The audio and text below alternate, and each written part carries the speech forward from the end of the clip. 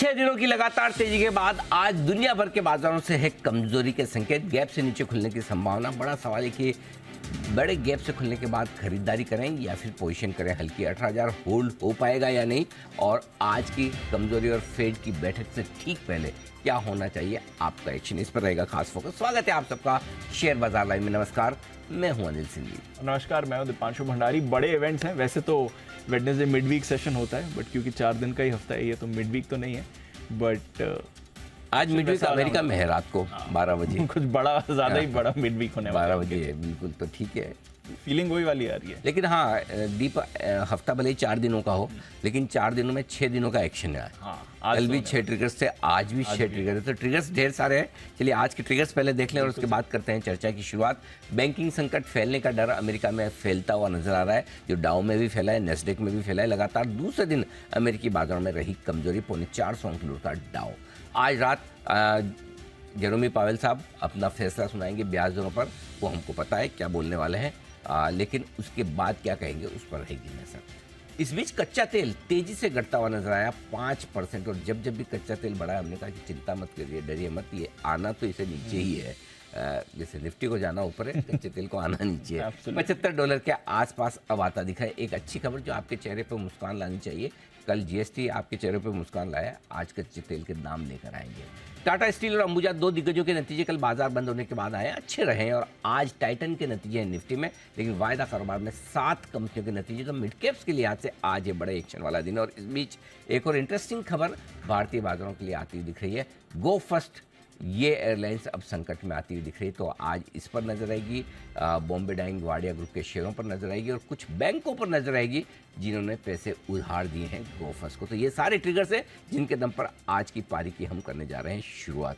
और पारी की शुरुआत से याद आया, 130 रन सबसे टेबल में सबसे नीचे नंबर वाली टीम ने सबसे ऊपर वाले नंबर वाली टीम को हराया। और आई थिंक 2 दिन बैक टू बैक हुआ है जब लो स्कोर डिफेंड करके आप जीत रहे हैं। एग्जैक्टली। ये क्या हो रहा है? सडनली क्या हो गया? 200 भी सेफ नहीं था, अब तो 130 पर लोग जीत रहे हैं। ट्विस्ट यही है। सो 130 का स्कोर, और वो भी नंबर 1 टीम के सामने। तो मतलब बढ़िया परफॉर्मेंस। यही है कि जब तक आखिरी बॉल न फेंकी जाए, जब तक आप जीत न ले, मान कर न चले, जीत गए हैं।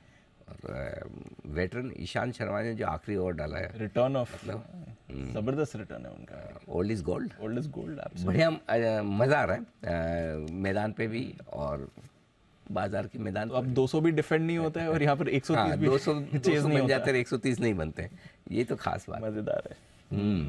लेकिन पुराने प्लेयर्स अगर अच्छा प्रदर्शन करें, देखकर बढ़िया मजा आता है। बिल्कुल बिल्कुल, थोड़ा रोल बैक इन टाइम लगता है। बट स्पीकिंग ऑफ सरप्राइजेस, कल वाला ये शाम की गेम तो सरप्राइज थी। ये अमेरिका में क्या हो गया सडनली, जब हम बंद हो रहे थे तो कोई भी ऐसा संकेत नहीं दिख रहा था। लग रहा था शायद थोड़ा सुस्त सेशन हो जाए, खराब होगा नहीं लगा। इतना खराब तो नहीं लगा था। दीप, यही मार्केट है। अगर 100% मार्केट हमारे हिसाब से चले, या हम 100% मार्केट को प्रेडिक्ट कर ले, तो फिर कहना ही क्या। हाँ, तो ये सबको पता है कि लॉन्ग टर्म में बाजार कहाँ कितना कब तक जा सकते हैं, लेकिन शॉर्ट टर्म में यही वाली बात है। मिनट टू मिनट, घंटे दर घंटे, हर एक दिन बाजार का एकदम अंदाज लगाना मुश्किल का। मेरे एक करेक्शन, मैं कहूँगा एक तरह से अच्छा है जो आया अमेरिका में कल, क्योंकि फेड की मीटिंग के पहले 2 दिन अमेरिका कमजोर होकर अगर हल्का जा रहा है फेड की मीटिंग में, तो अगर फेड की मीटिंग से कोई झटका भी लगे तो आप हल्के हैं, बचा लेंगे। और अगर झटका ना लगे, कुछ अच्छा कह दे, तो फिर बढ़ने के लिए भी जगह है। तो think positive about what has happened in American market, है ना। तो अपने तो अच्छा ही देख रहे हैं, कोई खराबी खास है नहीं। अब समझना ये जरूरी कि हुआ क्या है। तो हुआ ये है कि अमेरिका में बैंकिंग संकट की जो बात चल रही थी, जिसके चलते एक एक करके बैंक्स का नंबर आया। कल ये भी था कि एफआरबी, फर्स्ट रिपब्लिक बैंक, उसको जेपी मॉर्गन ने खरीद लिया। लेकिन जो अमेरिका की वित्त मंत्री है जेनेट येलेन, उनके जो स्टेटमेंट्स आए वो थोड़े से पिछली बार के जैसे ही थे कि भाई हम ऐसा नहीं अनाप शनाप सबको पैसा दे देंगे, सबकी इंश्योरेंस गारंटीड है, ये है वो है। उसके डर में छोटे छोटे बैंक और कल काफ़ी तेज़ी से घटे। तो कल अमेरिकी बाजारों का ये मानना था कि शायद बैंकिंग सेक्टर टला नहीं है। दीप, आपको मैं थोड़ा फ्लैशबैक में ले जाना चाहता हूँ। हमने एक बात जरूर की थी कि एक आध बैंक का नंबर और लग सकता है और उस संभावना से आप इनकार नहीं कर सकते। मुझे याद है हाँ। 2-3 हफ्ते पहले आप ये कह रहे थे। हाँ। सो जेपी मॉर्गन जैसा बड़ा बैंक, दूसरे कुछ बड़े बैंक अगर आकर छोटे बैंक्स को खरीदने को तैयार है तो उनको पता है, देखिए ये जानते हैं कि बैंकिंग सिस्टम कभी खत्म नहीं हो सकता। बैंक खत्म हो सकता है कोई, लेकिन बैंकिंग सिस्टम खत्म नहीं हो सकता। और ऐसे में बड़े बैंक्स के लिए तो बड़े मौके हैं कि अच्छे बैंक उन्हें औने पौने दामों पे मिल जाए। करेक्ट, जहाँ इक्विटी वैल्यू आप 0 दे दें जी। और आपको बैंक मिल जाए। करेक्ट। सो वही होता हुआ दिख रहा है। तो ऐसे में एक आध बैंक और कभी कभी नंबर लग जाए अगले 8-10 दिनों में, तो कोई बड़ी बात नहीं है। लग जाए तो उसे आप मौका समझिए, डरिए मत। ट्रू। अगर पहली बार बैंकिंग संकट हुआ तब हम उतने बुरे नहीं गिरे, तो अब वाले संकट में कौन सा गिर जाएंगे। करेक्ट सर, बहुत डरने की जरूरत नहीं है। हाँ, छोटा मोटा करेक्शन आ सकता है, छोटा मोटा झटका लग सकता है। अगर एक आध कोई बैंक का नंबर लगे अगले 5-7-10 दिन में होना होगा तो हफ्ते 2 हफ्ते में हो जाएगा। इससे ज़्यादा लंबा समय भी नहीं लगेगा, क्योंकि क्या है, कॉन्फिडेंस जब हिला हो तभी डिपॉजिट्स निकलती है। कभी भी आप देख लीजिएगा, जो मैक्सिमम डिपॉजिट्स निकलती है वो बैंक का नाम आने के 2-3 दिन पहले, 2-3 दिन बाद में निकलती है, उसके बाद नहीं निकलती। Correct sir. ठीक है। सो वही होने वाला है। सो आई थिंक हल्का फुल्का सा बैंक्स के एक्शन को लेकर जो अमेरिका में डर बना है वो अमेरिका रिलेटेड प्रॉब्लम है, बड़ी प्रॉब्लम नहीं है, संभाल लेंगे। दूसरी प्रॉब्लम जो बातें चल रही थी कि वो अगर जो अमेरिका की सरकार को पैसे खर्च करने की जो एक लिमिट दी जाती है उनकी संसद के द्वारा कर्ज सीमा, वो खत्म होने आई है। वो हमेशा से वो तो घिस गई है। वो ट्रम्प साहब के वक्त तो कितना 2-3 महीने तक चलता था, तो वो कोई खास बात नहीं, उससे डरने की जरूरत नहीं है। नहीं ना, वो तो हर साल ही आता ही है, ये तो उनकी बात चलती रहती है। तो मेरे ख्याल से सब चीज़ें छोड़ दो, इसको हल्के फुल्के रनिंग करेक्शन के तौर पे देखिए। अल्टीमेटली अपने लिए इम्पोर्टेंट क्या है कि आज रात को, हाँ आज बुधवार है, आज रात को पावेल साहब क्या करते हैं, क्या कहते हैं। क्या कहते हैं, करते हो तो आपको पता है 1/4% ब्याज दरें बढ़ाएंगे। कहते क्या है, कहते क्या है, तो क्या सुनना चाहते हैं आप। सुनना ये चाहते हैं कि भाई महंगाई काबू में आ जाएगी कि नहीं आ जाएगी। जो बेस इफेक्ट मई के बाद से ऊपर का आ रहा है, उससे महंगाई काबू में आने को लेकर कितने कॉन्फिडेंट है, पहली बात। दूसरी बात, अमेरिका की इकोनॉमी को मंदी में जाना है, नहीं जाना है, रिसेशन होना है या नहीं होना है। मैं स्कूल में पढ़ता था ना, ये एक शब्द बहुत अच्छा लगता था दीप, रेसेस। रिसेस, रिसेस जो छुट्टी होती थी आधे घंटे की। यहाँ रेसेशन सुन के बड़ा डर लगता है, वहाँ रिसेस सुन के अच्छा लगता था, यहाँ रेसेशन खराब लगता है। सेम ही डायरेक्शन के वर्ड ये तो वही है, शब्द तो वही से बना है। शब्द तो वही से बना है, बिल्कुल। तो अब पता चला कि वो शब्द अच्छा नहीं है, उस समय तो बहुत अच्छा लगता था, बढ़िया मजा। तो दूसरी चीज जो हम सुनना चाहते हैं कि भाई रिसेशन में अमेरिका की इकोनॉमी जा रही नहीं है। तीसरा, क्या ये आखिरी बढ़त है। ये 3 संकेत आपको आज फेड चेयरमैन से सुनने समझने। एग्जैक्टली। इन तीनों के बेसिस पे आप अपना मन बना लेना कि भाई कल क्या करने वाले हैं।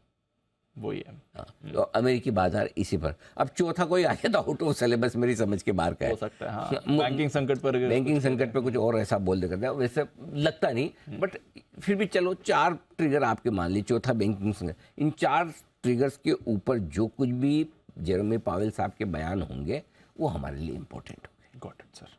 तो बस उसको ध्यान में रख के आपको चलिए दिमाग लगाना है। ठीक है। तो बस ये है, और कल से आपको काफ़ी कुछ हद तक डायरेक्शन क्लियर मिलना शुरू होगा। और इन सब के बीच में एक अच्छी खबर सुनाऊंगा जी।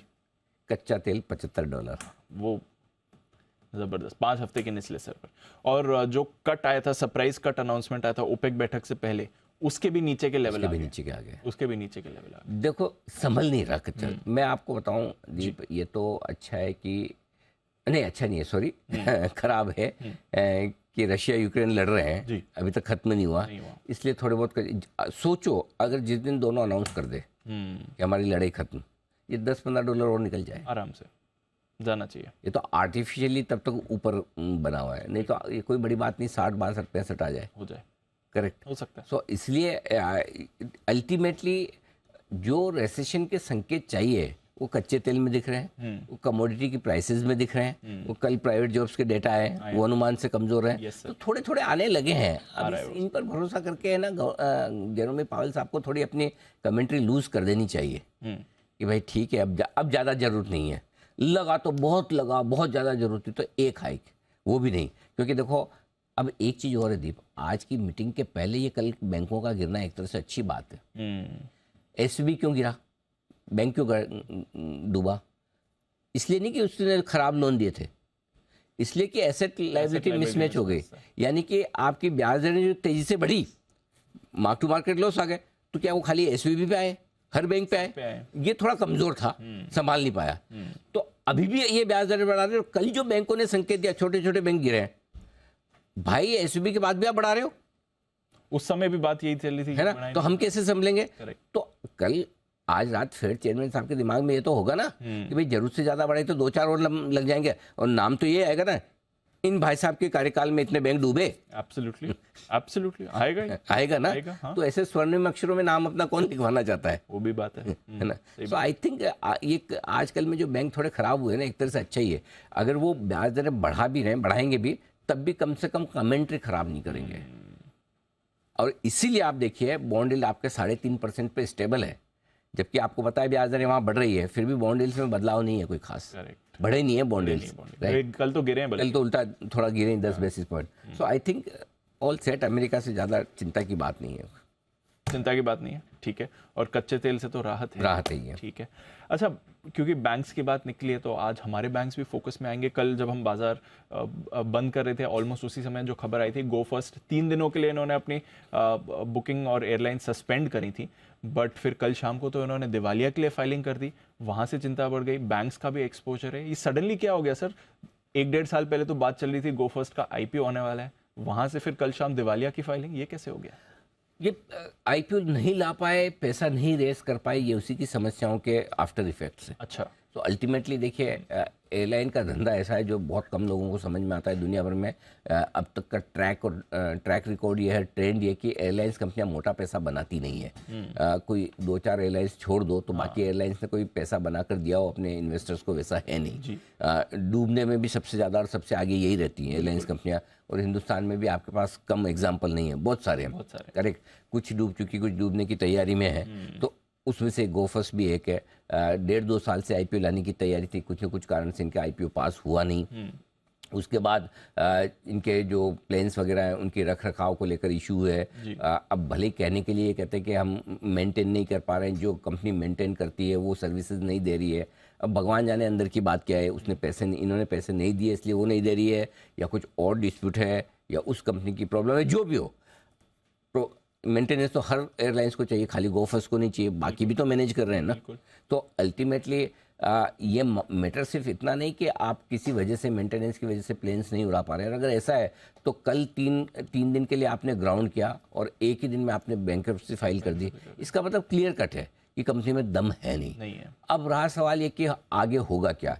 तो पहली चीज़ तो आप, बॉम्बे डाइंग ग्रुप की कंपनी है, वाडिया ग्रुप की कंपनी है, और जिसकी सबसे बड़ी लिस्टेड कंपनी आपकी ब्रिटानिया है। फिर बॉम्बे बीबीटीसी है जो इनकी होल्डिंग कंपनी है। तीसरा बॉम्बे डाइंग है, रियल एस्टेट कंपनी। तो इन शेयरों पर सेंटीमेंट के हिसाब से थोड़ा नेगेटिव असर पड़ेगा। ग्रुप की कंपनी डूबे तो नेचुरली थोड़ा असर तो पड़ता ही है। डायरेक्टली बहुत ज़्यादा कोई ऐसा एक्सपोजर है नहीं। सिर्फ बीबीटीसी ने थोड़ी बहुत गारंटी दी हुई हो सकती है, बाकी जो डेटा पब्लिक डोमेन में है, अब उसके बाद कुछ और नहीं मालूम हो तो कह नहीं सकते। सो ग्रुप पर कोई खास असर है नहीं। अब रहा सवाल बैंक्स का। वैसे तो दीप देखिए, मेरे ख्याल से बैंकिंग सेक्टर के लिए कोई बहुत बड़ी खबर है ही नहीं, क्योंकि हमने उस जमाने के एनपीए देखे हैं जब 15-15, 20% एसेट्स आपके, तो ये तो बहुत ही छोटे हैं। इसमें भी एक्सपोजर जो आंकड़े पुराने हमारे पास है, अब पता नहीं यही लेटेस्ट आंकड़े है कि नहीं, ये जनवरी के आंकड़े। तो बैंक ऑफ बड़ौदा का 1400 करोड़ का एक्सपोजर है, सेंट्रल बैंक का 1400 करोड़ का एक्सपोजर है। तो ऐसा भी नहीं कोई बहुत बड़ा एक्सपोजर है। आजकल की कमाई को देखते हुए, ये सबको देखते हुए बड़ा एक्सपोजर नहीं है, लेकिन थोड़ा सा आज इस लिहाज से हल्के फुल्के ये 1-2 बैंक और थोड़ा सा बैंकिंग सेक्टर थोड़ा सबड्यूड रह सकता है आज इन खबरों के दम पर, क्योंकि दोनों ही खबरें, चाहे अमेरिका की हो चाहे हमारी हो, नेगेटिव साइड पर बैंक्स के लिए ही आ रही है। अमेरिका में भी बैंक घटे, यहाँ पर भी गो फर्स्ट का दिवालिया होना थोड़ा बैंकिंग सेक्टर के साथ। तो थोड़े से आज बैंक्स खरीदने में हम जल्दबाजी नहीं करेंगे, बस इतना ही है कि बैंक्स में थोड़ा सा आराम से 1 आध दिन रुक के लेंगे। लेना होगा तो निफ्टी की तरफ फोकस करेंगे, बस सिंपल। ठीक है, तो थोड़ा ध्यान रखते हैं सिचुएशन का, ठीक है। अदरवाइज सर, बाजार के लिए क्या कुछ ध्यान रखने की जरूरत है, क्योंकि फेड पॉलिसी शाम को आने वाली, उसका इम्पैक्ट है।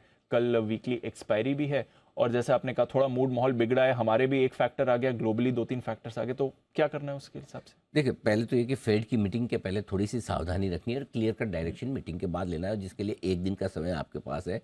कल वीकली एक्सपायरी भी है, तो कौन सी हड़बड़ी जल्दबाजी है। 6 दिन से तेजी कर रहे हैं, एक हल्का फुल्का रनिंग करेक्शन आ भी जाता है तो क्या गलत है, आना भी चाहिए। रोज तो आप बढ़ नहीं सकते, Yes, sir. करेक्ट, और बढ़ना भी नहीं चाहिए। सो आई थिंक एक हल्का रनिंग करेक्शन आपको बाजार में देखने को मिलेगा, वो वही है। कमजोरी आपको कब फील करनी है? कई बार ऐसा होता है ना कि आप 5 किलोमीटर भागने के बाद अगर थकने लगते हैं तो आपको लगता है मैं कमज़ोर हो गया, क्योंकि पहले मैं 10 किलोमीटर भागा करता था, है ना। और कई बार आप है ना आईसीयू में बेड पे सोए उठकर चलने लगे तो भी आप ताकतवर फील करने लगते हैं। तो ये स्टेट ऑफ माइंड है कि आप कहाँ कमज़ोर हैं, कहाँ मजबूत है। तो आपकी स्टेट ऑफ माइंड आज क्या होनी चाहिए? 18,000। 18,000 के ऊपर जब तक है आप कमजोरी नहीं है। अगर ये फील आ गई आप में तो 150 पॉइंट घटे, उसके बाद से अपने सोचना है कि कमजोर है, ऐसा लगा लिया, समझ गया, है ना। समझ गया। तो फिर तो कुशन मिल गया आपको। कुशन है ना 150 पॉइंट का। सेम 43,000 के नीचे बैंक निफ्टी वहां से ट्रेड करने शुरू करे तो वहां से कमजोरी गिरने का, तो आपके पास 350 पॉइंट का कुशन नहीं आए। तो कमजोरी कहाँ से फील करनी है वो पॉइंट आपको पता होना चाहिए। सो अगर आप मैराथन दौड़ रहे 20 किलोमीटर के बाद थकने लगे कि 30 किलोमीटर के बाद थकने लगे, वो आपको डिसाइड करना है कि मैं कहाँ से कमज़ोर हो रहा हूँ, है ना। हम तो भाई एक आध किलोमीटर दौड़ जाएं तो अपने आप को मजबूत समझने लगे वैसा हाल है। सो इसलिए ये रिलेटिव स्ट्रेंथ आपकी जो है ना वो ये बता रही है 18,000 और 43,000 के नीचे से ही आपको कमजोरी फील करनी है, उसके पहले नहीं। ठीक है, ठीक है। दूसरी इंटरेस्टिंग चीज़ है दीप, जो थोड़ी ओवर ऑप्टिमिस्टिक आपको लग सकती है। आप कह रहे हैं आप तो वैसी बात करें, बात तो सही है, लेकिन लेवल हमेशा ध्यान में रखना जरूरी है। कल का हाई पार करें 18,180 निफ्टी, बैंक निफ्टी 43,485 के आसपास है। सो इफेक्टिवली 18,200 और 43,500 ये लेवल कल आज पार करता तो फिर आपको शॉर्ट नहीं रहना है और लॉन्ग भी करना है। Got it. अगर इस माहौल में फेड की मीटिंग के पहले आपका हाई पार हो रहा है कल का, तो फिर तो एज ए डिसिप्लिन शॉर्ट नहीं होना है। सही बात। शॉर्ट के कहाँ 18,200 43,500 ये दो लेवल पार करे, शॉर्ट मत रहना। ठीक है, ठीक है।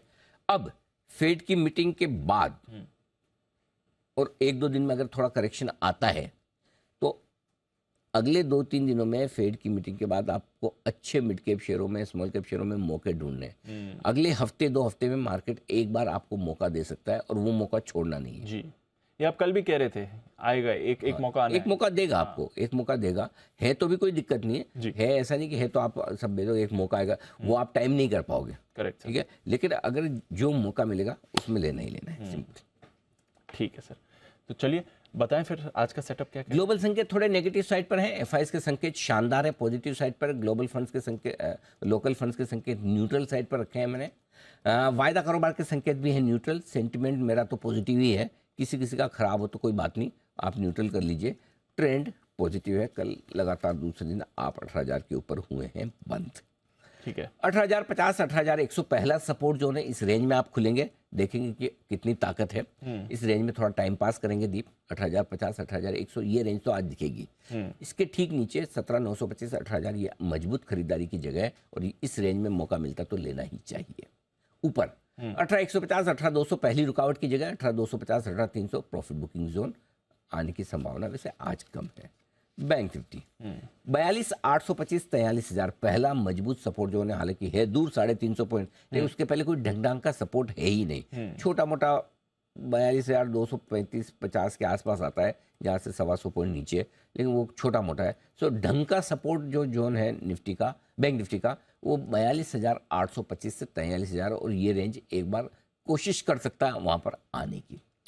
इसके ठीक नीचे 42,625 42,750 स्ट्रॉन्ग बाय जोन है। गलती से बैंक निफ्टी इस रेंज में आज कल में पहुंचे तो वहां खरीदारी करने का गोल्डन चांस आपके लिए बनेगा। ऊपर 43,350 43,475 43,350 कल की क्लोजिंग है, 475 कल का हाई है। ये पहली ऊपर की रेंज है, इसको पार करके निकले तो 43,575 से 43,700 की रेंज पहुंचेगी, जहां पर आपको प्रॉफिट बुकिंग और शॉर्ट दोनों करना चाहिए। गॉट इट सर, ठीक है। वैसे एफआईएस की पोजीशन लंबे समय बाद 50% के ऊपर दिख रही है सर। थोड़ी अच्छी बात नहीं है दीप, क्योंकि अब जैसे जैसे आप ऊपर की तरफ देखते हैं तो वो कॉन्फिडेंस कम होता है कि कितना खरीदेंगे। बिल्कुल सर। तो नेचुरली थोड़ी ज़्यादा है। पुट कॉल रेशियो दोनों निफ्टी बैंक निफ्टी में घट के आया, थोड़ा कंफर्टेबल अच्छा है, आप लाइट होकर जा रहे हैं। विक्स कल 9% बढ़ा था, कल ही हम बात कर रहे थे कि अब आपके लिए बाजार में वॉलेटिलिटी बढ़ने की उम्मीद है। और आज देख लीजिए, आज ही आ गया वो। तो वो डेटा संकेत देते हैं, और इसलिए कल दोपहर में हम बात भी कर रहे थे कि विक्स इतना नीचे रहना नहीं चाहिए, अब बाजार में उतार चढ़ाव बढ़ेगा। तो कल रात को किसी ने नहीं सोचा था डाउ 600 650 नीचे दिखेगा, ये तो रिकवर होकर 350 हो गया। नहीं तो बहुत लोग जो देख रहे थे वो तो सो ही नहीं पाए। बिल्कुल। अमेरिका में विक्स कल 10.5% हुआ था। मौजूदा लॉन्ग पोजीशन 17,975 18,000 होती है, उसके ठीक 25 पॉइंट नीचे 17,950 975 रख लीजिए। इंटरडे क्लोजिंग बेसिस पे सेम है। बैंक निफ्टी पर 43,000 होता है तो उसके 50 पॉइंट नीचे 42,950 इंटरडे क्लोजिंग सेम है। सो बेसिकली 18,000 और 43,000 होती है इंटरडे और क्लोजिंग बेसिस पे। तो थोड़ा सा क्वेश्चन देके मैंने दे दिया।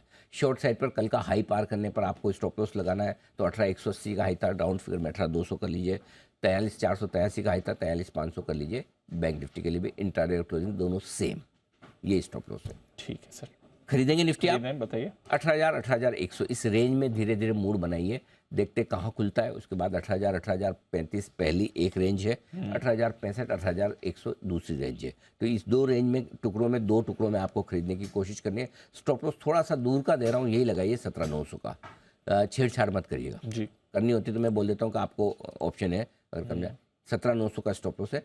टारगेट जो बनेंगे फिर से 18,150 18,175 और 18,200 तीन छोटे टारगेट हैं। 18,250 275 300 तीन बड़े टारगेट, बस। Got it. क्लियर।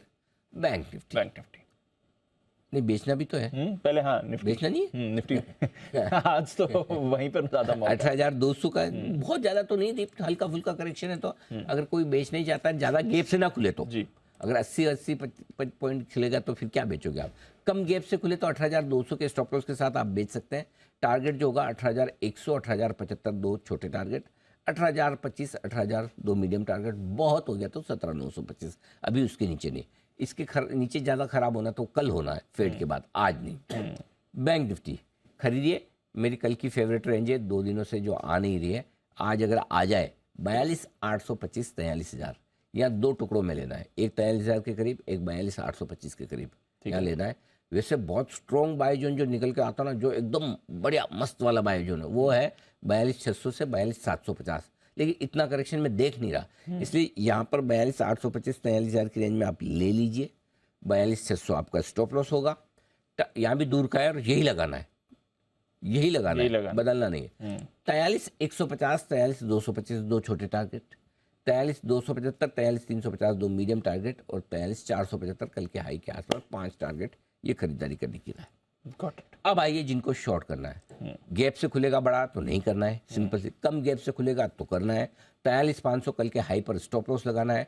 टारगेट 43,275 43,150 दो छोटे टारगेट हैं। 43,000 42,875 दो मीडियम टारगेट, 42,825 42,750 फाइनल टारगेट के लिए करनी है आपको बिक वाली। Got it. तो चलिए, ये हैं सारे बड़े लेवल्स और आज की पूरी स्ट्रैटेजी। ट्रेड कैसे बनाना है ये तो क्लियर हो गया। बैन में कोई एफएनओ स्टॉक है नहीं। वैसे कल खरीदारी अच्छी आई है एफएस की तरफ से, एक बार बढ़िया है दीप। बढ़िया आंकड़े तो अच्छे हैं। खरीदारी का आंकड़ा इस मार्केट में, एक कोफोर्ज की डील थी उसमें भी सेल था उनका, बाय नहीं था, तो उसको देख कर करे तो अच्छे नंबर है। 400 करोड़ की लोकल फंड की बिकवाली है, कोई खास नहीं। 1982 करोड़ के इंडेक्स फ्यूचर्स खरीदे हैं, 1411 करोड़ के स्टॉक फ्यूचर्स खरीदे। तो हाल ही के दिनों का बढ़िया और बड़ा दमदार आंकड़ा है एफआईएस की खरीदारी का, तो ये सपोर्ट आपको देने का काम करेगा। रहा सवाल एफएनओ डेटा का 18,000 मेक और ब्रेक लेवल है। 18,000 के पुट पर 88 लाख शेयर है। सो बेसिकली मार्केट को 18,000 18,200 की रेंज को ट्रेड करना है। 18,200 पर 1 करोड़ 10 लाख शेयर है। सो एफएनओ डेटा के लिहाज से 18,000 18,200 की रेंज आपका निकल कर आती है। 18,000 के नीचे कमजोर होना शुरू करेंगे, 18,200 के ऊपर से और मजबूत होना तय करेंगे। अब आइए बैंक निफ्टी 43,000, ये बड़ा लेवल है, हाईएस्ट ओपन इंटरेस्ट है 33 लाख शेयरों का, और 43,500 यहाँ पर 400 से 500 यहाँ पर 45 लाख शेयरों का ओपन इंटरेस्ट है। 43,400 43,500 आपके लिए रुकावट का काम करेगा, 43,000 सपोर्ट के तौर पर है। ये एफएनओ डेटा आपके लिए बता रहे हैं। Got it sir. और इस बीच में जो प्रेट एंड विटनी की बात बयान आ रहा है उनका, आगे बयान बताइए जरा। इनका कहना है कि सर स्टैंडर्ड बयान है कि हम कमिटेड हैं, जो भी हमारे कस्टमर्स हैं सबको हमें सर्विस देने का हमारा कमिटमेंट है। डिलीवरी शेड्यूल्स जो भी हैं हम फॉलो करेंगे। मई 2023 में आर्बिट्रेशन ऑर्डर आया था गो फर्स्ट के पक्ष में। उसके terms and condition, go first का आरोप है कि उसके terms and condition Pratt and Whitney follow नहीं कर रहा है। तो प्रैट एंड विटनी कह रहा है कि हम इस आर्बिट्रेशन के जो भी टर्म्स एंड कंडीशंस हैं उसको फॉलो करेंगे। बेसिकली बात यही है सर कि इन्हें इंजन डिलीवरी में डिले आ रहा है। जो इनके एयरबस नियो एयरक्राफ्ट हैं उसके इंजन्स प्रैट एंड विटनी बनाता है। इशू काफ़ी सालों से चल ही रहा है, इनका ही नहीं इंडिगो का भी इशू था। इंजन्स में पहले प्रॉब्लम थी, फिर उसके मेंटेनेंस, सप्लाई, स्पेयर पार्ट्स में इशू आ रहे थे। आर्बिट्रेशन ऑर्डर गो फर्स्ट के पक्ष में ज़रूर आया था, बट देन इनका आरोप है, कल इन्होंने यूएस में भी लॉ सूट फाइल करा था कि प्रैट एंड विटनी जो भी अपने कमिटमेंट हैं वो फॉलो नहीं कर रहा है। और फिर कल शाम ऑफ कोर्स भारत में उन्होंने दिवालिया फाइल किया है। तो अब प्रैट एंड विटनी का बयान आया है कि जो भी टर्म्स एंड कंडीशन है आर्बिट्रेशन के हम फॉलो ज़रूर करेंगे और जो भी सप्लाई शेड्यूल है उसको भी मेंटेन करेंगे। बट ऑफ कोर्स देखना पड़ेगा 3 दिन के लिए जो ग्राउंडेड है उसके बाद क्या होता है गो फर्स्ट एयरलाइंस का। बट बयान प्रैट एंड विटनी की तरफ से आ रहा है, देखते हैं इसका कैसा इंपैक्ट रहता है। गो फर्स्ट डायरेक्टली तो लिस्टेड नहीं है, बट कई सारे banks end of course Wadia group की कंपनीज स्पेशली बॉम्बे बर्मा पर आपको रखनी है नजर। काफी सारे और स्टॉक रिएक्शंस पर भी आने वाली है। आइए जो नतीजों का रिएक्शन है अनिल जी से जानते हैं उसके बारे में। Bigul stock of the day.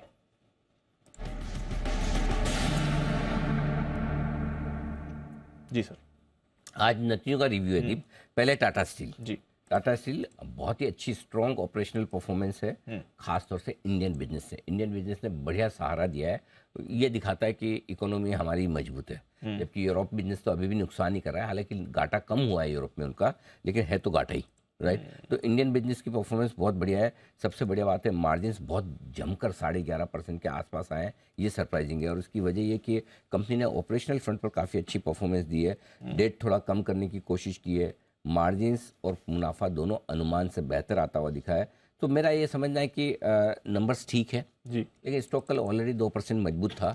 तो ऐसा भी नहीं कि इस स्टॉक, इन नंबर्स को देख के स्टॉक 4-5% भाग जाए, और घटने जैसे नंबर तो है ही नहीं। तो हल्का हरे निशान में स्टॉक आपको रह सकता है। नंबर्स ठीक है, कोई खास ऐसी दिक्कत वाली बात नहीं है, क्योंकि 4-5 दिनों में, हफ्ते भर में स्टॉक ऑलरेडी 4-5% बढ़ा हुआ ही है, 3-4% बढ़ा है, कल भी 2% बढ़ा है। सो ओवरऑल नंबर्स अच्छे हैं, कोई दिक्कत नहीं। ठीक है। मतलब मेटल कंपनियों के नंबर की शुरुआत ही हुई है, और अगर शुरुआत में टाटा स्टील अच्छी परफॉर्मेंस देता है तो कम से कम इस सेक्टर के लिए नीचे की रिस्क कम हो जाती है।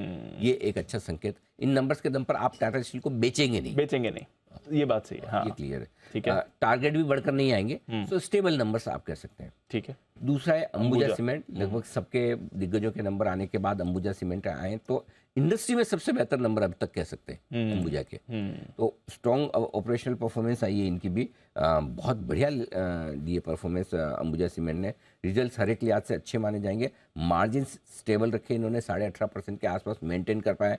बाकी कंपनियों के लिए मुश्किल मार्जिन की आ रही थी कि कॉस्ट प्रेशर को देखते हुए मार्जिन कैसे मेंटेन करें, वो अंबुजा ने अच्छा किया है। एक और सेल्स ग्रोथ जो आई है दीप, वो काफ़ी मजबूत नज़र आ रही है। वॉल्यूम में 8% की साल दर साल और 5% की तिमाही दर तिमाही ग्रोथ काफ़ी मजबूत मानी जाएगी। तो उस लिहाज से उम्मीद से बेहतर नंबर से इनके। अच्छी बात जो अंबुजा में मुझे लगी है, जिसके दम पर अगले 3-6 महीने इस स्टॉक पर आपको नज़र रखनी है, वो 2 चीज़ें हैं मैनेजमेंट की तरफ से। एक तो ये कि उन्होंने मजबूत गाइडेंस दिया है वॉल्यूम ग्रोथ का, ये बहुत अच्छा संकेत है। हाँ, कल अल्ट्राटेक में वही अलग बात हम कर रहे थे। एग्जैक्टली इन्होंने ग्रोथ का जो गाइडेंस दिया है, वॉल्यूम ग्रोथ का गाइडेंस, वो काफ़ी अच्छा दिया। दूसरा वो ये कह रहे 300-400 रुपये पर टन हम कॉस्ट और घटाने की सोचे हैं। यानी कि इनका जो मार्जिन्स हैं, मार्जिन 18.5% मेंटेन कर लिया है, ये मेंटेन तो रहेगा ही और इम्प्रूव हो सकता है। सो अगर आपकी वॉल्यूम ग्रोथ है और मार्जिन इंप्रूवमेंट है, प्राइसिंग पावर आएगा कि नहीं आएगा मुझे नहीं पता जी। अगर प्राइसिंग पावर भी आ गया तो अंबुजा कमाल कर सकता है फिर। Got it. So Ambuja in numbers के दम पे बेचना नहीं है, बहुत क्लियर है, खरीदना है। हाँ, अब आज का आज भागेगा कह नहीं सकते, लेकिन ये स्टॉक आपको अगले कुछ दिनों में 395 है, 395 से 370-75 की रेंज में आता है। यहाँ पे एक्यूमुलेट करना है। Got it. ये स्टॉक बाय ऑन डिप है, ये क्लियर है। इन नंबर्स के बाद में धीरे धीरे बढ़ेगा, हो सकता है आज भी बढ़े, 400 पार कर ले, कोई बड़ी बात नहीं। इन नंबर्स के दम पर बढ़े तो गलत नहीं होगा। तो नंबर्स ऐसे हैं और इंडस्ट्री में अभी तक के सबसे बेहतर है, गाइडेंस सबसे मजबूत है। तो क्वालिटी वाइज देखेंगे तो अंबुजा के नंबर्स मुझे थोड़े बेहतर दिखते हैं। बस ये भी है कि अंबुजा चूंकि थोड़ा बढ़ा हुआ है, हफ्ते भर में 3% बढ़ा है और पिछले रिजल्ट से इस रिजल्ट में 10% के आसपास की बढ़त, लेकिन इसमें बढ़ने घटने के रीजन और भी हैं, ग्रुप लेवल के हैं। बट ओवरऑल नंबर्स मुझे अंबुजा के बेहतर लगे। नंबर्स अंबुजा के बेहतर है, ठीक है।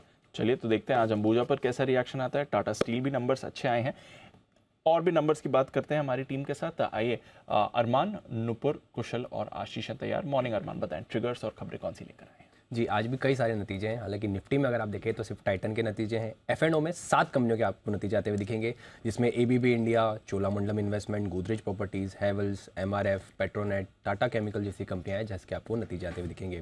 कैश में भी कई सारे नतीजे हैं, जिसमें आवास फाइनेंसियर्स, राने ब्रेक, सोना BLW, केस इंटरनेशनल जैसी कुछ कंपनियां हैं जिसके अगर आपको दिखेंगे कि कुछ कंपनियों के नाम है जिसमें नतीजे आते हुए दिखेंगे। सिम्फनी पर ध्यान रखना है आपको, क्योंकि इनका बायबैक जो है वो आज से शुरू हो जाएगा। IPO अपडेट में मैनकाइंड फार्मा का IPO का अलॉटमेंट होने वाला है। नतीजों में सबसे पहले टाटा स्टील के नतीजे, जो हमारा अनुमान था उससे बेहतर नतीजे आते हुए दिखे हैं। आय में आपको हालांकि 9% की गिरावट है, पर जो अनुमान था उससे काफ़ी बेहतर आय आती हुई दिखी है। कामकाजी मुनाफा हालांकि 52% गिरा है, पर जैसा कि मैंने कहा वहाँ पर भी अगर आप देखें तो जो अनुमान है उससे बेहतर नतीजे आते हुए दिखे, क्योंकि जो हमारा मार्जिन का अनुमान है वो 9.1% का था और मार्जिन जो आते हुए दिखे वो 11.5% के आसपास आते हुए दिखे हैं। मुनाफा अगर आप देखें तो जो अनुमान था 288 करोड़ का आसपास का अनुमान था और मुनाफा 1690 करोड़ के आसपास का आता हुआ दिखा है। और इंडिया बिजनेस की स्पेसिफिकली बात करें तो वहाँ पर EBITDA पर टन में अगर आपको देखें तो वहाँ पर जो अनुमान 13,107 का था वो आता हुआ दिखा है 16,160 पर, तो वहाँ पर भी आपको अच्छा इंप्रूवमेंट दिख रहा है। उसी के साथ साथ भारत में अगर आप बात करें स्पेसिफिकली कि कच्चे इस्पात का जो उत्पादन है FY23 के लिए लगभग 65% के आसपास जो है बढ़कर आता हुआ दिखा। ओके, तो ये है आपके लिए कुछ नतीजे जिनके बारे में अंजी भी बात कर रहे थे। नुपुर, मॉर्निंग, बताएं आपके पास कौन से नतीजे हैं आज? Good morning. सबसे पहले अंबुजा सीमेंट्स यहाँ पे देखेंगे तो कंपनी की आय, कामकाजी मुनाफा और मार्जिन्स अनुमान से बेटर आते दिखा है। इनफैक्ट वॉल्यूम ग्रोथ भी देखें तो 8% YOY की ग्रोथ वहाँ पर नजर आएगी और पिछली तिमाही से भी कंपेयर करें तो 5% की ग्रोथ वहाँ पर भी दिखेगी। और मैनेजमेंट की कमेंट्री भी यहाँ पर इंपॉर्टेंट है। ये स्टॉक आज फोकस में रहने वाला है। DCM श्रीराम, जहाँ पे कंपनी के नतीजे काफ़ी कमज़ोर दिख रहे हैं। कंपनी की आय बिल्कुल फ्लैट आती दिखी है, वहाँ पर कोई ग्रोथ नहीं नजर आई है इस क्वार्टर में। कामकाजी मुनाफा देखें तो 45% की गिरावट यहाँ पर नजर आ रही। मार्जिन 22% से घट के इस बार 12% के आसपास आते दिखे। मुनाफा भी देखें तो 53% की डी ग्रोथ यहाँ पर भी नजर आएगी। KEI इंडस्ट्रीज, यहाँ पे परफॉर्मेंस काफ़ी स्ट्रॉन्ग है। कंपनी की आय में 9% की ग्रोथ है। कामकाजी मुनाफा देखें तो 18.5% से बढ़कर इस बार 204 करोड़ के आसपास आते दिखे हैं। मार्जिन में भी 100 बेसिस पॉइंट का इंप्रूवमेंट दिखेगा। 10.5% के मार्जिन इस क्वार्टर में आते दिखे और एज अ रिजल्ट मुनाफा देखें तो 19% की ग्रोथ यहाँ पर भी नजर आ रही है। स्पंदना स्फूर्ति, जहाँ पे कंपनी की जो परफॉर्मेंस है काफ़ी स्ट्रॉन्ग है। नेट इंटरेस्ट इनकम देखें तो 86% की ग्रोथ यहाँ पर दिख रही है। मुनाफा 18 करोड़ से बढ़कर 116 करोड़ के आसपास आते दिखा है। एसेट क्वालिटी में इम्प्रोवाइजेशन और AUM भी देखें तो 29% की ग्रोथ यहाँ पर भी नजर आ रही है। हैशटैग लाइफ साइंसेज, यहाँ पे परफॉर्मेंस बहुत ज़्यादा कमज़ोर दिखेगी आपको। पिछले साल के कंपैरिजन में कंपनी की आय में करीबन 53% की गिरावट इस साल नजर आई है। कामकाजी मुनाफा देखें तो पिछले साल 65 करोड़ का था, वो इस बार घटकर 5 करोड़ के आसपास आता दिखा है। मार्जिन 24% से घटकर 4% के आसपास आए और जो इस बार कंपनी ने करीबन 5 करोड़ का घाटा रिपोर्ट किया है। तो ये सारे रिजल्ट्स पे आज फोकस रहने वाला है। बिल्कुल। आइए कुछ और नतीजे भी जानते हैं। कुशल, मॉर्निंग, बताएं कौन से नतीजे हैं आपके पास? मॉर्निंग दीप, नतीजों में सबसे पहले होम फर्स्ट फाइनेंस है, यहाँ पर नजर रखिए। नंबर्स अच्छे दिख रहे हैं। NII करीबन 32% बढ़ती हुई दिखी है और साथ ही कंपनी का मुनाफा भी 7% बढ़कर 64 करोड़ पर आता हुआ दिख रहा है। एसेट क्वालिटी भी सुधार है। डिसबर्समेंट्स Q4 में लगभग 35-36% बढ़कर 870 करोड़ पर आते हुए दिख रहे हैं।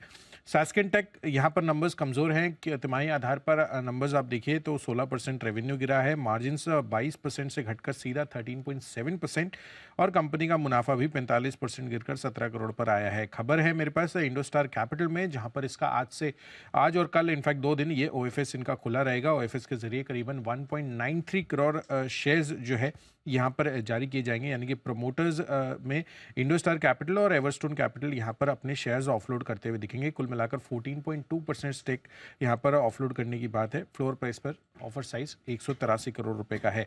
M&M फाइनेंशियल सर्विसेज, यहाँ पर अप्रैल महीने का अपडेट आया है। अप्रैल में डिस्बर्समेंट्स 39% बढ़कर 3,775 करोड़ और साथ ही कलेक्शन एफिशिएंसी भी बढ़ती हुई दिखी है और जो एसेट क्वालिटी है वो दायरे में बने हुए हैं। बंसाली इंजीनियरिंग पॉलीमर्स यहाँ पर फोकस रखिए। 14 मई को नतीजों के साथ साथ बोनस शेयर पर कंपनी अब जारी करने पर विचार करती हुई दिखेगी। सिप्ला, यूएस FDA ने यहाँ पर जो फॉल रिवर USA में इनकी यूनिट है उसमें इन्वाजेन फार्मा के मैन्युफैक्चरिंग फैसिलिटी का इंस्पेक्शन किया और यहाँ पर कोई भी ऑब्जर्वेशन इनकी तरफ से नहीं आई है, तो ये एक पॉजिटिव खबर सिप्ला के लिए।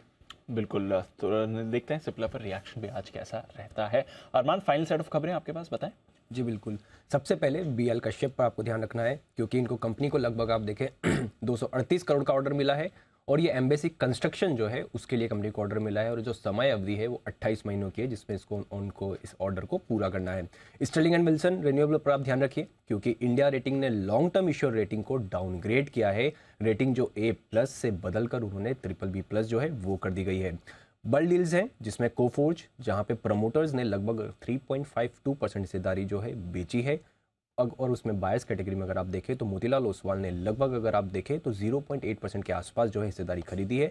और अंत में उग्रो कैपिटल पर ध्यान रखें क्योंकि जो FPI कैटेगरी में DBZ हैं उन्होंने लगभग 0.8% जो है हिस्सेदारी बेची है। उनकी जो हिस्सेदारी है वो गिरकर 3.2% से गिरकर आपको 2.4% के आसपास आ गई। ओके, देखते हैं कैसा रिएक्शन इन पर भी आएगा। ढेरों ब्रोकरेज रिपोर्ट्स भी हैं, आइए चलते हैं आशीष के पास FIR के लिए।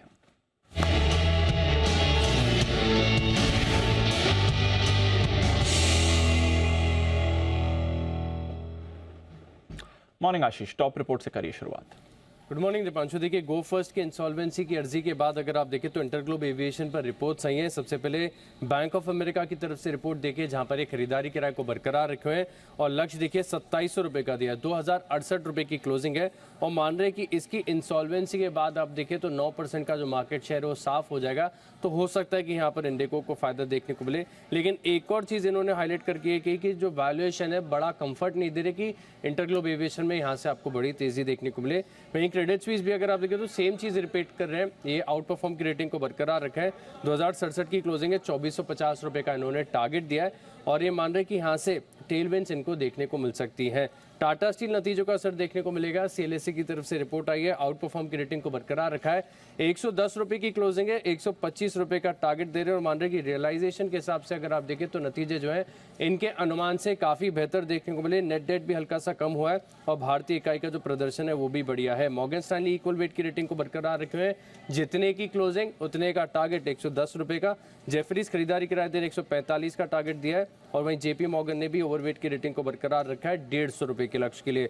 अंबुजा सीमेंट्स यहाँ पर भी नतीजों का इंपैक्ट आपको देखने को मिलेगा। ब्रोकरेज हाउस में अगर आप देखें तो सबसे ज्यादा बुलिश है जेफरीज जो कि 480 रुपये का टारगेट दे रहे हैं। हालांकि पहले टारगेट इनका 490 रुपये का था, अब घटाकर 480 कर दिया है। 394 की क्लोजिंग है। वहीं मॉर्गन स्टैनली देखिए इक्वल वेट की रेटिंग को बरकरार रखे हुए 380 रुपये के लक्ष्य के लिए। कमेंट्री के हिसाब से देखिए सब मान रहे कि नतीजे काफी हद तक अनुमान के मुताबिक ही यहाँ पर आपको देखने को मिले। तो कुछ टॉप रिपोर्ट्स हैं जहाँ पर नजर रखनी है। ओके, और कौन सी रिपोर्ट्स हैं आशीष? दीपांशु, होम फर्स्ट फाइनेंस यहाँ पर मॉर्गन स्टैनली की तरफ से रिपोर्ट आई है, ओवरवेट की रेटिंग को बरकरार रखा है। 713 की क्लोजिंग है, 900 रुपये का टारगेट दे रहे हो। मान रहे कि जो मुनाफे का आंकड़ा आया है इनके अनुमान से 7% बेहतर देखने को मिला है। जो हायर अदर इनकम है इसका भी सपोर्ट यहाँ पर रहा है। जेफरीज देखिए खरीदारी किराए को बरकरार रखे हुए 945 रुपये के लक्ष्य के लिए। NTPC पर मॉर्गन स्टैनली की तरफ से बढ़िया रिपोर्ट आई है, ओवरवेट की रेटिंग को बरकरार रखा है।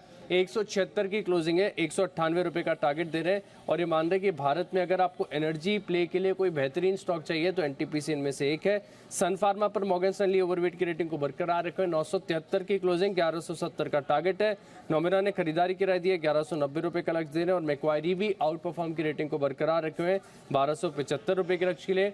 वरुण बेवरेजेस कल नतीजे आए थे, CLSA आउट परफॉर्म की रेटिंग को बरकरार रखे हुए और लक्ष्य इन्होंने 60 रुपये से बढ़ाया है। पहले 1500 रुपये का टारगेट था, अब 1560 का दे रहे, 1415 की क्लोजिंग चल रही है। वही जेफरीज अगर आप देखें तो कंपेरेटिवली ज़्यादा बुलिश हैं क्योंकि खरीदारी की राय दे रहे हैं और लक्ष्य इन्होंने 1540 से बढ़ाकर सीधे 1650 रुपये कर दिया है।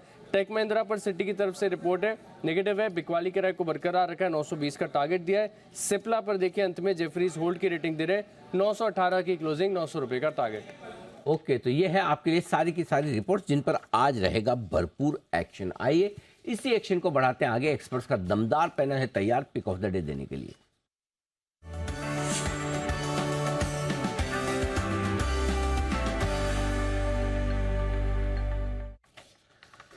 स्वागत है आप सभी का। करते हैं शुरुआत। बंसल जी सुप्रभात, बताएं sir pick of the day. सुप्रभात अनिल जी, सुप्रभात दीपांशु। मेरा Anil ji pick of the day है आदित्य बिरला फैशन। इस पे खरीदारी की राय है, 224 के अराउंड की क्लोजिंग है, 218 का लगाना है स्टॉप लॉस, 238 से लेकर 244, 238, 244 का जो जोन है वो टारगेट जोन है। ओके, ABFRL कल आखिरी कॉल यही था क्लोजिंग शो का। जय ठक्कर की तरफ से खरीदारी की राय आई थी ABFRL में 230 का कॉल ऑप्शन, और अब यहां पर खरीदारी की राय बंसल जी की तरफ से आज पिक ऑफ द डे के तौर पर। कुणाल जी सुप्रभात आपको भी, बताएं सर आपका पिक ऑफ द डे। सुप्रभात अनिल जी, सुप्रभात दीपांशु। अनिल जी खरीदारी की राय है, देखिए टाटा स्टील के नतीजों के बाद अनिल जी अब मुझे लगता है कि स्टील अथॉरिटी में खरीदारी करनी चाहिए। कल मैंने और राकेश जी ने टाटा स्टील में खरीदारी की राय दी थी। स्टील अथॉरिटी में एक पैटर्न बना है जिसको डबल बॉटम पैटर्न कहते हैं, और आज क्योंकि बाजार नीचे खुलने की संभावना है तो हो सकता है कि स्टील अथॉरिटी आपको 98 नीचे मिल जाए कल के क्लोज से, तो नीचे के लेवल्स पर इसको बाय करें। यहाँ पर 83 रुपये 75 पैसे पर एक स्टॉप लॉस रख लें। मुझे लगता है कि 88 तक जाना चाहिए। यहाँ पर पहला टारगेट 86 का साथ लें, दूसरा टारगेट 87 हाफ का। 86, 87 हाफ सेल, ये है वो स्टॉक जहां खरीदारी करने की राय कुणाल जी की तरफ से। सुमित जी सुप्रभात, बताएं sir pick of the day. Good morning Anil ji, good morning Anil ji. Pick of the day के तौर पे जो स्टॉक अभी चार्ट्स के ऊपर बढ़िया लग रहा है वो है सिप्ला। सिप्ला के अंदर लोअर लेवल से रिबाउंड देखने को मिला, रिबाउंड देखने के बाद थोड़ा सा कंसोलिडेशन आया और अब यहां से ऊपर का मूव देखने को मिलना चाहिए। स्टॉक का नीचे में जो सपोर्ट और स्टॉप लॉस बनेगा 905 रुपए का बनेगा। सिप्ला के अंदर जिन्होंने पोजीशंस बनाई है होल्ड करें, फ्रेश खरीदारी करें। ऊपर के अंदर 930 का पहला टारगेट, 940 का टारगेट, 905 के स्टॉप लॉस से खरीदारी करके चलने का सलाह रहेगा, 930, 940 के टारगेट्स के लिए। ओके, तो सिप्ला में करें खरीदारी। और सिप्ला के लिए आज कुछ अच्छी खबरें भी आती दिख रही है अमेरिका से, जहां इनके प्लांट को क्लियरेंस मिलने की खबरें आ रही है और उसका भी असर दिखेगा। इन्होंने अमेरिका में US FDA ने इनकी एक प्लांट का इंस्पेक्शन किया। 24 अप्रैल से 1 मई के बीच में इसका इंस्पेक्शन हुआ था और इंस्पेक्शन के बाद फॉर्म 483 जारी किया गया, यानी कि किसी तरह का कोई खामी, कमी, कोई ऐसी बात जिससे अमेरिका के फेड को FDA को ऑब्जेक्शन हो, नहीं मिला उन्हें। वैसा नहीं मिला। तो सिप्ला के लिए राहत वाली खबर है और आज इस स्टॉक पर नजर रखिए क्योंकि पसंद है सुमित जी को भी। आइए विश्वेश जी को क्या पसंद है जान लें। विश्वेश जी गुड मॉर्निंग, बताएं सर। गुड मॉर्निंग अनिल जी। देखिए मेरी ओर से जो खरीदारी की राय है आज के दिन के पॉइंट ऑफ व्यू से, स्टॉक का नाम है एम्फेसिस। 1860 का कल का क्लोज था। मैंने लास्ट वीक में इसको करीबन 1750-1740 की रेंज में बाय दिया था और वहाँ से तो काफ़ी अच्छा मूव किया है। मुझे लगता है अगर बाज़ार थोड़ा सा सॉफ्ट ओपन होता है तो ये अगर 1840-1850 की रेंज में मिलता है तो वापस खरीदना चाहिए। यहाँ पे 1825 1825 का स्टॉप लॉस रखना होगा। मुझे लगता है target during the week 1900 and 1940 के रह सकते हैं। 1940 दो टारगेट खरीदे एम्फेसिस 1825 1825 के स्टॉप लॉस के साथ। स्वागत किया जाए अमरीश सर का। सर गुड मॉर्निंग, बताएं आपकी पसंद का शेयर आज के लिए। Good morning Anil ji, good morning Deep. मेरा पिक है बाटा इंडिया। लार्जेस्ट रिटेलर और लीडिंग मैन्युफैक्चरर ऑफ फुटवेयर है इंडिया में अक्रॉस सेगमेंट्स, मेंस, वुमेन्स और किड्स। रिसेंटली स्नीकर सेगमेंट में भी बड़ी एंट्री ली है इन्होंने, basic target at millennials. Distribution network है करीब 1100 टाउन्स में वर्सेस 960 टाउन्स लास्ट ईयर, और करीब 2000 रिटेल आउटलेट्स हैं। एक्सपैंड कर रहे हैं टियर 3 टियर 4 में थ्रू फ्रेंचाइजी रूट। टारगेट कर रहे हैं करीब 500 franchises by the end of FY24। Q3 में देखें तो EBITDA margins were up about 290 basis points, which is to about 22.9%. Gross margins भी move किया 210 basis points to about 55%. Healthy balance sheet है with decent cash, negative working capital cycle है, बड़ा dividend दिया था last year to utilise the cash, और last 5 साल में यदि ग्रोथ देखते हैं तो 20% कैगर दिखाया है, और अभी इनपुट कॉस्ट भी इनफैक्ट कम हो रहे हैं, तो margins should still improve further. तो एक्सपेक्टेड ईपीएस फॉर FY25 करीब 38 का है, और मेरा टारगेट प्राइस यहाँ पे बनता है 1900 का। ओके, तो ये है आपके लिए बाटा पर खरीदारी करने की राय अमृतसर की आती हुई दिख रही है। अमृतसर, कल देर शाम के बड़े डेवलपमेंट जिसमें गो एयर ने अपनी दिवालिया होने की प्रक्रिया शुरू की है, बताएं सर क्या असर पूरे ग्रुप के शेयरों पर पड़ सकता है अगर पड़ना है तो, और साथ ही बैंक्स को और खबर को कैसे देखते हैं आप? ग्रुप पे तो नेगेटिव होगा, क्योंकि ग्रुप ने in addition to equity debt भी दिया है, तो that debt is a write off, equity तो जीरो हो गया है।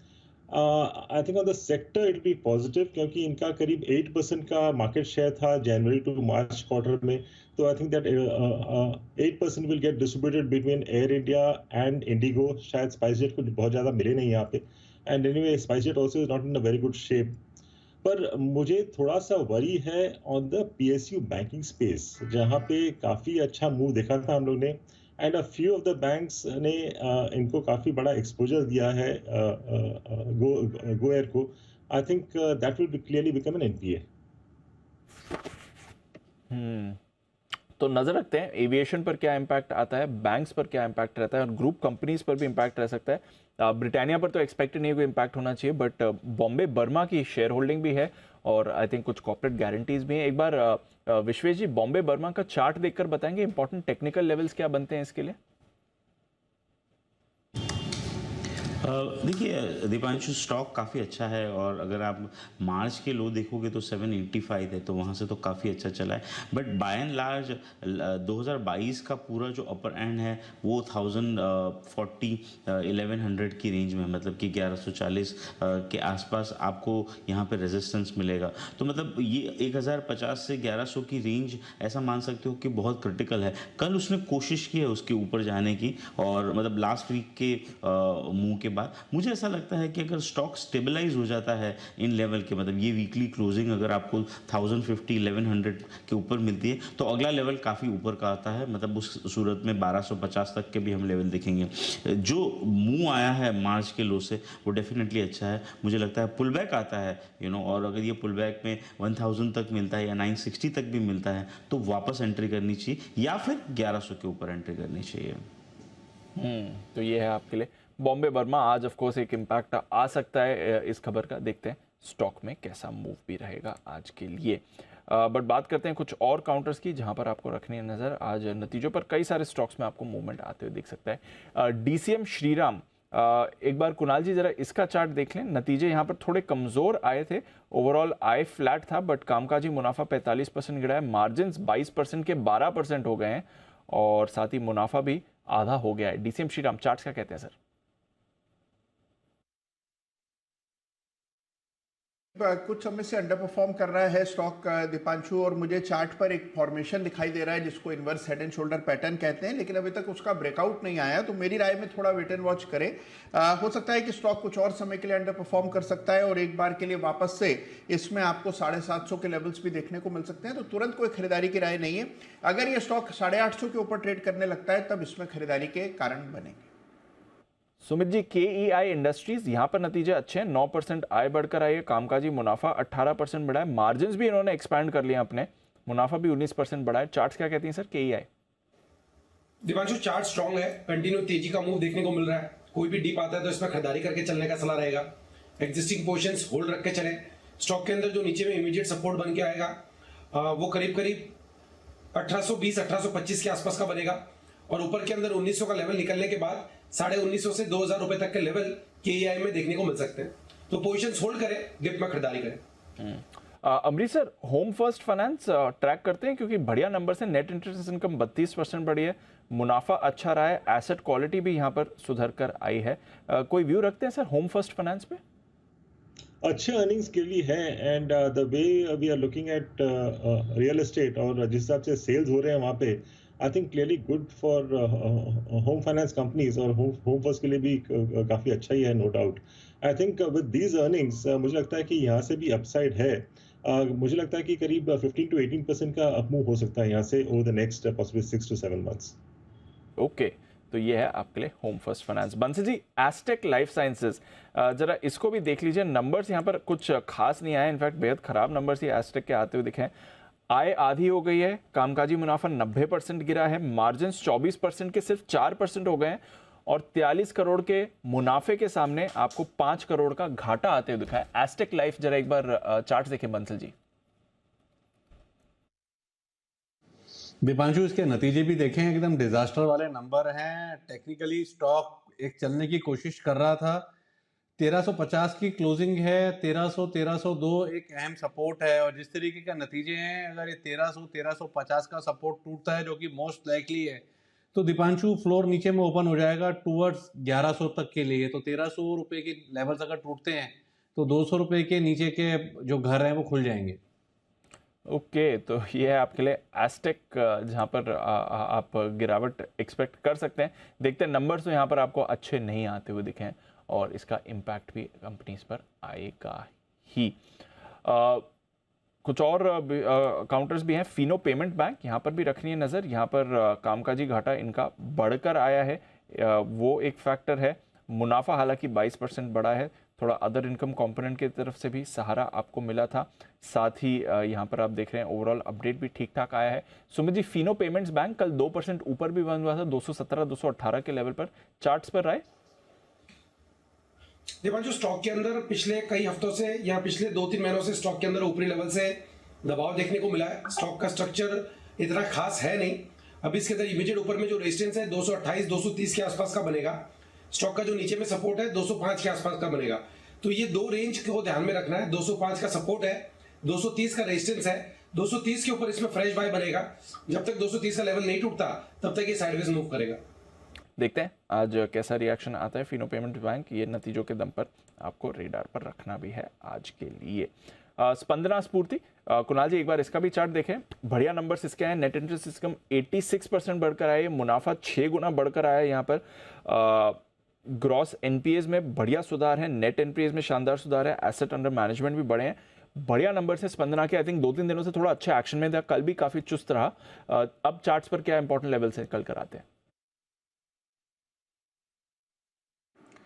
देखिए, सबसे इंपॉर्टेंट लेवल 650 है दीपांशु। 650 के ऊपर स्टॉक अगर टिक जाता है, जहां पर कि काफी स्टिफ रेजिस्टेंस है और इस लेवल से टकराकर 2-4 बार पहले भी स्टॉक नीचे आया है, तो 650 का स्तर टूटेगा तो फिर इसमें आपको 100 रुपए की तेजी बनते हुए दिख सकती है। 750 पर फिर एक बड़ी अड़चन है, तो मुझे लगता है कि 100 रुपए की इसमें तेजी बन सकती है अगर 650 के ऊपर स्टॉक टिका। तो फिलहाल के लिए वेट एंड वॉच करें। जिनके पास पोजीशन है 600 के स्टॉप लॉस से होल्ड करने की राय। ओके, तो ये है आपके लिए स्पंदना स्फूर्ति। बहुत ही दमदार परफॉर्मेंस आती दिखी है कंपनी की इस तिमाही में। आइए, बाजार की दमदार परफॉर्मेंस पर आप आज ब्रेक लगने के आसार है, लेकिन ब्रेक कितना बड़ा होगा? हल्का फुल्का या थोड़ा भारी? मार्केट रुकेंगे, यू टर्न लेंगे या रुककर फिर चलेंगे? ये ढेर सारे सवाल हैं।